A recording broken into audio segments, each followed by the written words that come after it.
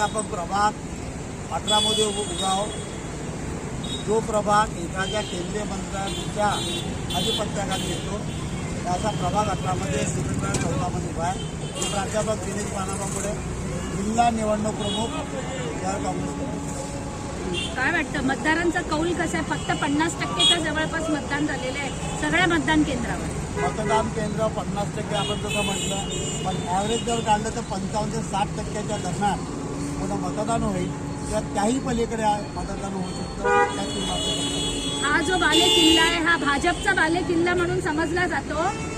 पंजाईने कुठपर्यंत धडक दिली या बाले किल्ल्यामध्ये? बाले किल्ला हा जो प्रश्न आहे, हा जो शब्द आहे तो विसरून जा. बाले किल्ला हा कोणाचाच नसतो, तो तयार करायचा असतो. आणि आजच्या परिस्थितीमध्ये काँग्रेस बहुमत पूर्ण 4च्या 4 सीटा आम्ही काढून राहिलो आहे. बाले किल्ला नाही, उद्या तुम्हाला ते लक्षात येईल. मुख्यमंत्र्यांनी रॅली केली, बाईक रॅली केली, केंद्रीय मंत्री नितीन गडकरीजी इथं तळ ठोकून होते. असं आहे, मुख्यमंत्र्यांनी या छोट्याशा भागामध्ये रॅली केली, हे सगळ्यात मोठी शोकांतिका आहे. त्यांना रॅली का करावी लागली हा एक मोठा यक्ष प्रश्न आहे.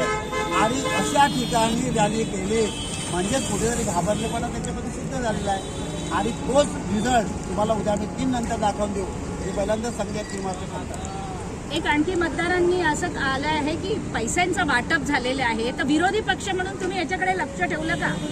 ज्यांच्याकडे पैसा आहे त्यांनी तो वाटप केला आहे. ज्यांना कुठेतरी भीती होती त्यांनी तो पैसा वाटप केलेला आहे. आणि विरोधी पक्ष हा प्रश्न नक्कीच पुढे उचलणार आहे, नक्कीच उचलणार आहे. कारण पैसा लोकांनी घेतला, मग मतदान त्यांना केलं असं नाही ना. अच्छा, हे आहे का? म्हणजे पैसा घेऊन पण कसं आहे की लाडकी बहीण हा फक्त लॉलीपॉप आहे. त्या लॉलीपॉपनुसार उद्या काल का पैसे दिले, 2 महिन्या अगोदर का दिले नाही, किंवा उद्या नंतर 17 तारखेनंतर का दिले नाही? कारण लॉलीपॉप देण्याचं काम केलेलं आहे ते सत्ताधाऱ्यांनी. पण लोक सगळ्याच बहिणी आमच्या त्या प्रकारच्या तुझ्या पैशामुळे वोटिंग केलं. त्याचा रिझल्ट मी पुन्हा वारंवार सांगतो आहे की गुलाल या प्रभागामध्ये कांग्रेस. राष्ट्रीय सचिव हूँ महिला कांग्रेस की. जिस प्रकार से सत्ता का दुरुपयोग जो हम लोग हमेशा विरोध कर रहे हैं, तो वो आज महानगर पालिका के 2026 के चुनाव में हमने हमारी आंखों से देखे. सबसे पहले आज जहाँ पे आप मुझसे सवाल करें, प्रभाग 18 में एक जगह है किला जिसको बोलते हैं. वहाँ पर ऐसा हुआ है कि रहने वाले वहीं के हैं किले के. 4 इलेक्शंस में लोकसभा, विधानसभा और 2017 का कॉरपोरेशन इलेक्शन के भी जिन्होंने वोट किले में ही दिए हैं, मतलब इसी प्रभाग 18 के लिए ही दिए हैं, उनका जो वोट है वो 22 में गया है, किसी का 23 में गया है. और ऐसे एक व्यक्ति नहीं है, नंबर ऑफ व्यक्ति ऐसे हैं, महिलाएं हैं जो कि त्रस्त होगी.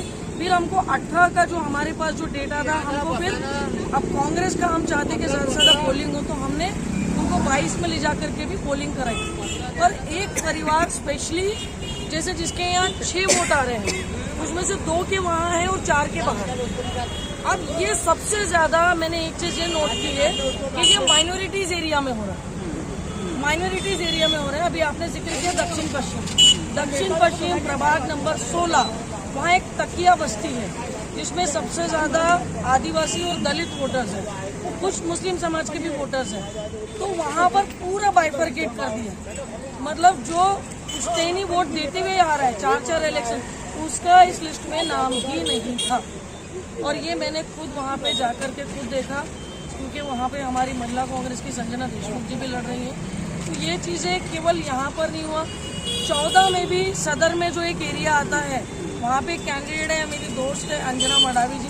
सेम चीज़ उनके साथ भी ये हुई है कि जहाँ पर भी माइनॉरिटी का वोट आ रहा है, सबसे ज्यादा बहुत गंभीर आरोप लगा रही है. बिल्कुल ऑन कैमरा बोल रही हूँ, क्योंकि यहाँ पर सरनेम देख करके सारी खुराफाती की गई है.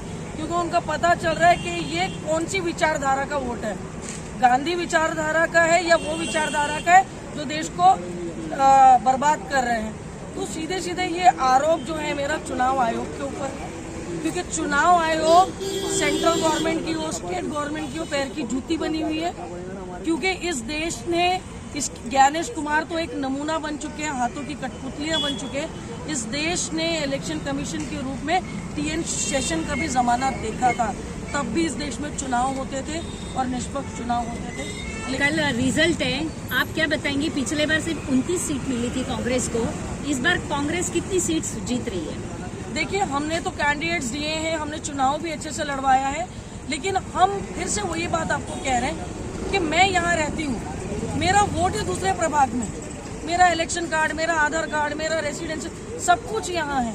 ठीक है, मैं सक्षम हूँ, आई हैविंग अ व्हीकल, मैं जा सकती हूँ। कोई बुजुर्ग औरत है, वो कैसे जाएगी? कितना ई रिक्शा लगाएंगे? कोई बुजुर्ग ज़ईफ है, ऐसे में बहुत सारे मतदार बिना वोट डाले घर चले गए। मैंने यंगस्टर्स को देखा, why we are wasting a time. हम लोग बूथ में खड़े हैं, वो आधे एक एक घंटा खड़े, बाद में पता लगा यहाँ पर उनका वोट ही नहीं है, जबकि विधानसभा में उन्होंने वहीं डाला था।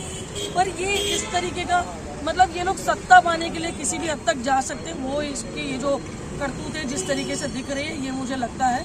लेकिन हमें पूरी उम्मीद है, क्योंकि हमें ये लगता है कि सच परेशान हो सकता है लेकिन पराजित नहीं। Thank you. तो अभी जो 50% मतदान हुआ ऐसा मतलब आवाज आ रही है, तो क्या आपको लगता है इसके लिए प्रशासन जवाबदार है?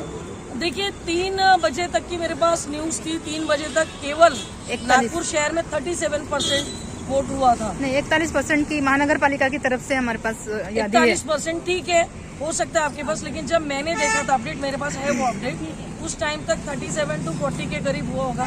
लेकिन इतना स्लो मतदान शायद हमने तो नहीं देखा था इसके पहले, जबकि 9 साल बाद हो रहा है तो ज्यादा बड़ा होना चाहिए था। उत्साह नहीं दिखा क्योंकि लोग थक चुके हैं, क्योंकि 4 कॉर्पोरेटर बनाए गए थे एक प्रभाग के हिसाब से। एक पहले के पास जाता है, पहला दूसरे पे डालता है, दूसरा तीसरे पे डालता है, तीसरा चौथे पे डालता है, चारों मिलके बोलते हैं कि भाई हमारे पास कोई पावर नहीं है, आप एनएमसी जाइए। वहाँ जाके पता लगता है साहब छुट्टी पर। तो लोग त्रस्त हो चुके हैं। इस क्षेत्र में आचार संहिता का भी बहुत बड़े पैमाने पे उल्लंघन हुआ है। आप देखिए, सत्ता और पावर जिसके पास है, ये सवाल मुझे लगता है आपने उनसे पूछना चाहिए। Thank you.